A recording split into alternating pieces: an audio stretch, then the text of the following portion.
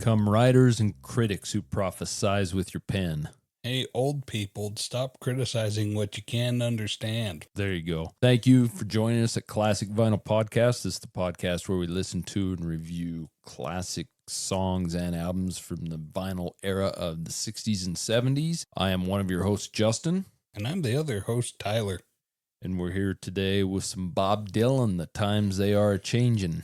America's minstrel, if you will. I guess. So kind of an interesting song. So this is a song that's just as valid today, I think, as it was in the early 60s. So let me get into a little history on Bob Dylan first. He's an American singer-songwriter born as Robert Allen Zimmerman on May 24th of 1941 in Duluth, Minnesota. He's had over a 60-year music career and was most especially popular in the 1960s with a lot of songs, including this one, that became anthems for civil rights and anti-war movements and things like that. There's a lot we could go into about Dylan, but he's got such a long career that we're not going to get into a ton about him. But he's sold over 130 million albums worldwide, making him one of the best-selling artists of all time. He's released a total of 40 studio albums, 21 live albums, 17 bootleg albums, 44 compilation albums, 7 soundtracks, 24 EPs, and 104 singles. Yeah. This guy,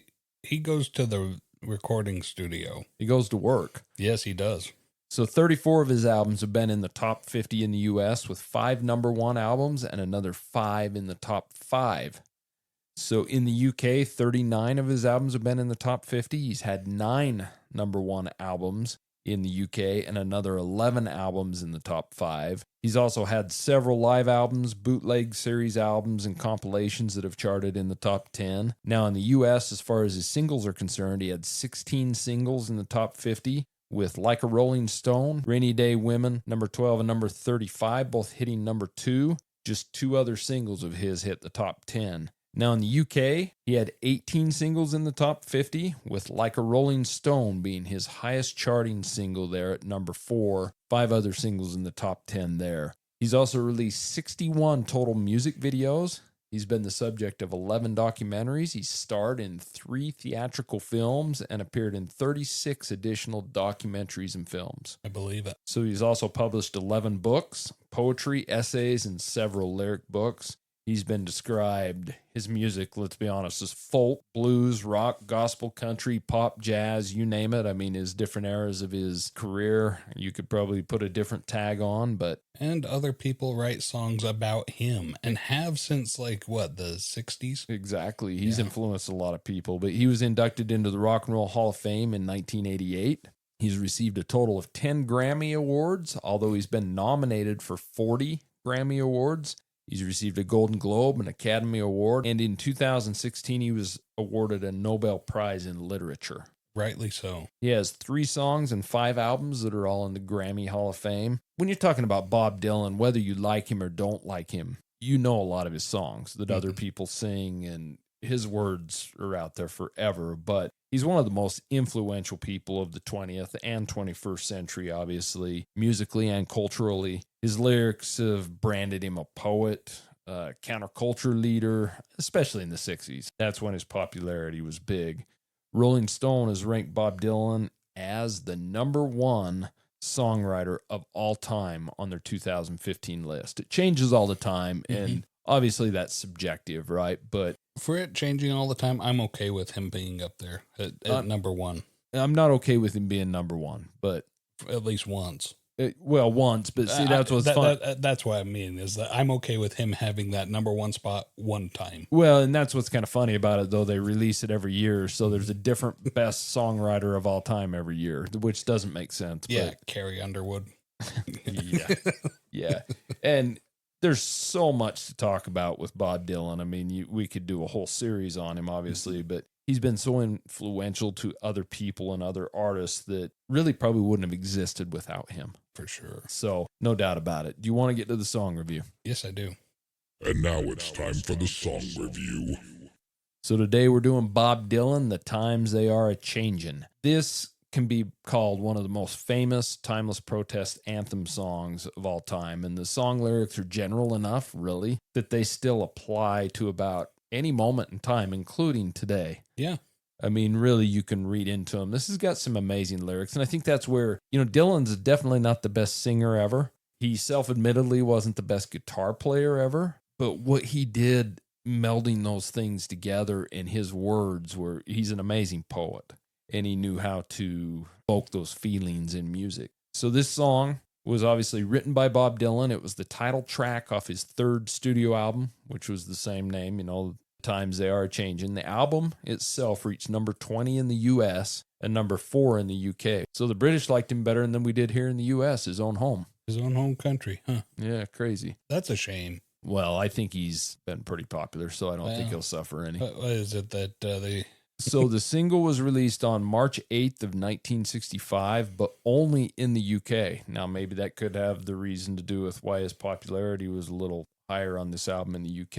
It was not released as a single in the US. The B-side was a song called Honey, Just Allow Me One More Chance. Now, this song was recorded at Columbia Recording Studios in New York City and produced by Tom Wilson. Reading about Bob Dylan, he has stated that he wrote this song. It was basically his deliberate attempt to write a song that would basically reflect as an anthem for change. But Bob Dylan, in his reflection of his work, he can be kind of confusing and contradictory at times, which a lot of people give him shit for that, but we've talked about it before. If somebody asks me what I did last week, it's hard to quite remember. So sometimes I give these guys a little pass when they're asking them, "Oh, what about that song you wrote 40 years ago?" I think things just change. So I give him a little bit of a pass on that. But I think we can excuse Mr. Dylan. He is a true artist as well, and you can tell he's got so much going on upstairs. I don't fault somebody who has a hard time when put on the spot to formulate their thoughts clearly. Yeah, and we get that all the time with what Paul McCartney says about the Beatles and things. And he's famously said there's Beatles historians that know better what I was doing in the 60s than I do. So for sure, I think it's kind of the same thing. But he has said this song is about a person who doesn't take you seriously, but expects you to take him seriously. Yeah. And that kind of makes sense when you listen to the lyrics, and especially when you get to the later verses, like where he specifically calls out the older generations and legislators, right? Yeah.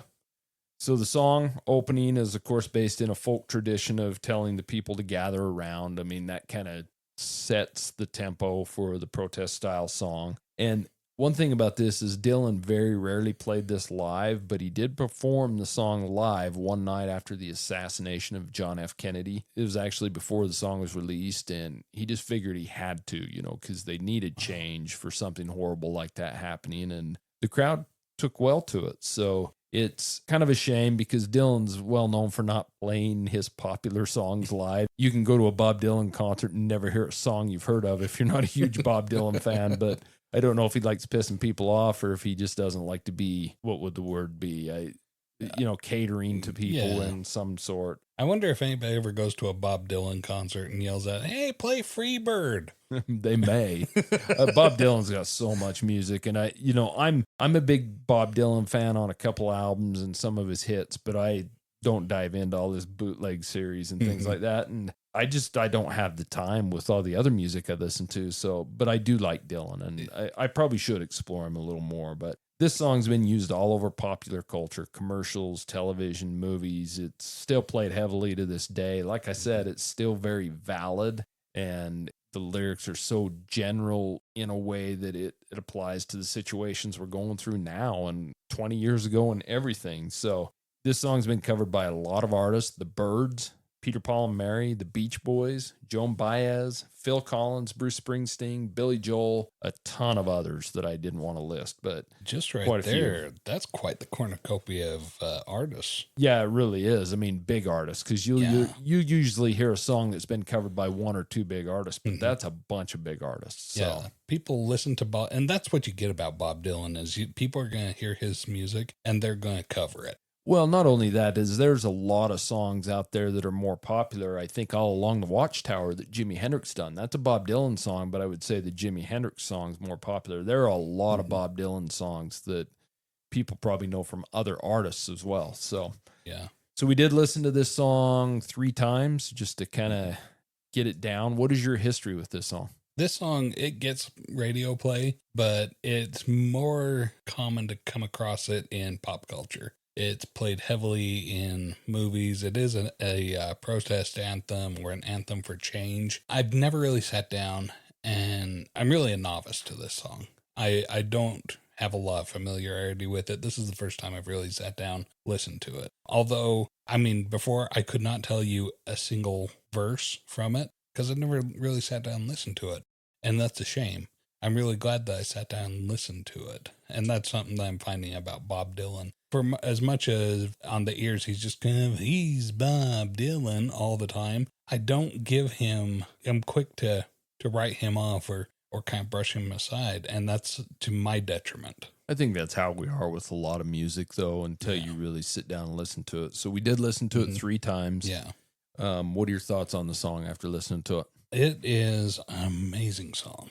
And I mean, he starts off like, okay, you talk about things that are relevant then versus now. He's talking about, okay, you're standing there with the waters around you start rising. And his very first thing is he's like, well, you better learn to swim or better start swimming or you're going to sink like a stone, for the times they are a-changin'. And he's just so poetic about a lot of the things. Like, I jotted down a couple of these. The way that he says this, okay? The loser now will be later to win. And I think of the way that that is phrased, specifically the organization of those words, you clearly understand what he's saying, what he means. But if I just read that out, the loser now will be later to win, it doesn't, it's kind of jarring. It doesn't sound the way that you would normally say it. You'd be more prone to say, the person who loses now will win later, or something like that. But it's the way that he fits it in there. It's like he's putting a piece of a puzzle together, and he cut the piece so perfectly to fit it right in where it needs to snap. And it's beautiful the way he says it. It's funny you wrote that down because that was one of the lines I wrote down too. Uh-huh. For the loser now will be later to win, because that's what the most important thing about this song is. If you listen to, like I said on the opening, come writers and critics who prophesize with your pen. I like the phrasing, the da da da da da da da da da, and it goes like that. You better start swimming or you'll sink like a stone. Yeah.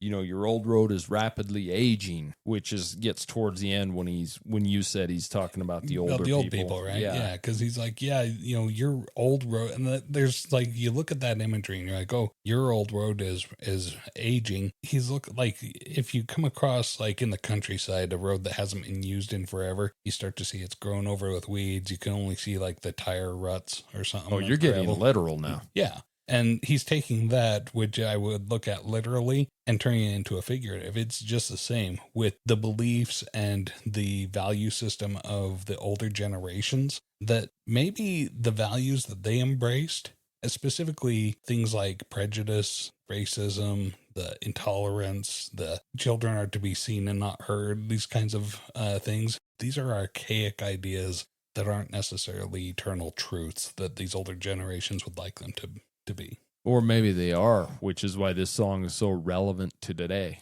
It's very true, because once again, we seem to, if you look throughout our recent history from the 60s to now, there's a cycle of one generation to the next becomes like really free-loving and liberal, and then they get retrenched and conservative with the next generation. And then they just kind of keep cycling between back and forth of, are we, all about protecting the country and defending our borders, or are we just opening our arms and loving everybody and welcome everybody? And we do go through these cycles, and it's just kind of interesting to see the way that he captures that in his poetry.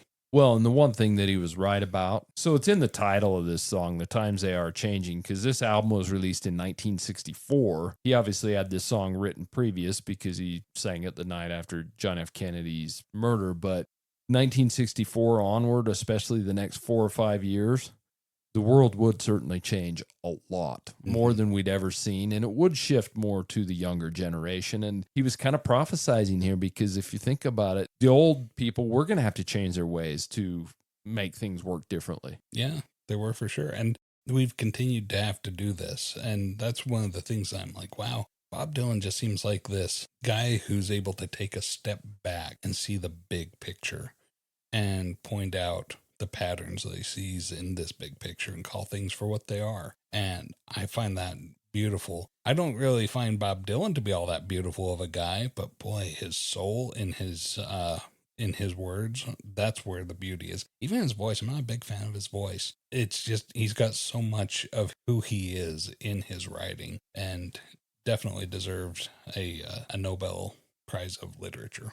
See, I'm a pretty big fan of his voice because it is what it is. I mean, it's not a perfect singer's voice. I mean, but I think the thing I can thank Bob Dylan for, not only his music and his words, is my favorite band, the Beatles, is he really propelled them into doing something different than their first few albums. Once they got into like Rubber Soul and Revolver and kind of their Dylan-esque period and being a little more folky and stuff, I really like the fact that he introduced them to that. And the Beatles aren't the only band, obviously. I mean, I would say probably every band of that time was influenced by Dylan one way or another, and even going years forward. So this is a good song. It's basically a good acoustic intro to it. It's just a folk song with an acoustic guitar, Bob Dylan singing, and harmonica. Yep. That's it.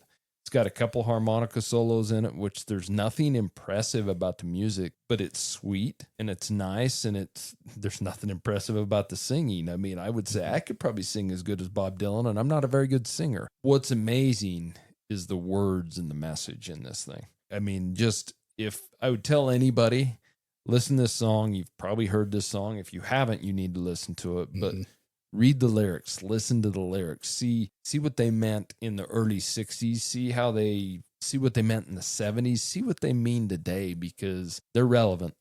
Still. Yeah. Do you want to rate it? Let's rate it. Song rating. Okay, listener, if this is your first episode, I will briefly explain our rating scale. It's 0 to 10, and 10 being the tip-top best. Bob Dylan, he's up there for me. I put him at an 8.5. And for not being a big Bob Dylan fan, boy, listening to his writing and his lyrics, and there is something about his voice and the fact that he's what, in his 20s at this time? Yeah. And he sounds like he's just this sage old man.